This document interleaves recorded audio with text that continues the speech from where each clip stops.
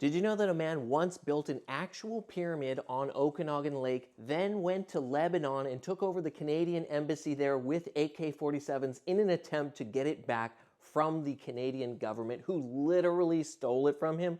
It's true. The guy's name was Eddie Haymore. I co-produced a documentary film all about him and this wild story, but here it is in a nutshell, so you don't have to go and find the movie right now. Eddie Haymore was a barber in Kelowna in the 1970s when he bought Rattlesnake Island. You can see it from the highway as you're driving into Kelowna. If you look over on the right, it's that big island there. He decided that he was going to build a Moroccan theme park there called Moroccan Chadou, and you could do whatever you wanted with the property because there was no actual zoning on it. It was whatever you wanted to do with it. First, he built a pyramid, and then he built a mini golf course, parts of which are still there. He built a gigantic camel. It was meant to disperse ice cream. It was like a big ice cream stand. You would get the ice cream from the front of it, and then from the back of it, there was a hole in its butt, and it would sort of poop out the garbage bags because there was a garbage can below it. It wouldn't poop them out. The employees were supposed to drop it down into it. He had plans to build an underwater Ogopogo ride thing where you could go and see where Ogopogo was apparently living at the time, but the government did not like what he was doing, and so they decided to, at the last minute, pull the rug out from under him, put him in a mental hospital, and then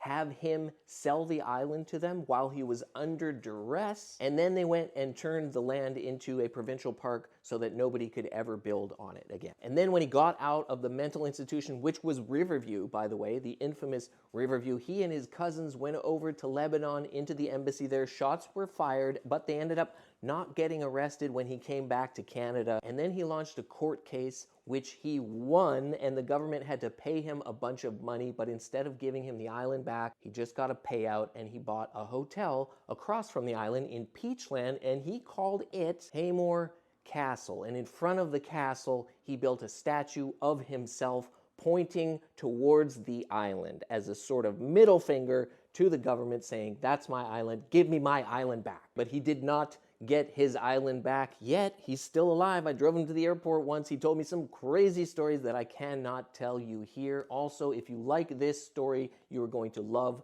this book that I'm putting out. It's like a magazine. It's sort of like a book of short stories. It's called Now You Know BC Almanac. I need to pre-sell 1,000 copies of this thing, so you can get it right now in my bio. There's a Kickstarter link, or you can go to bcbob.ca. If I reach the goal, I can print this thing. So pre-order your copy now, and now you know.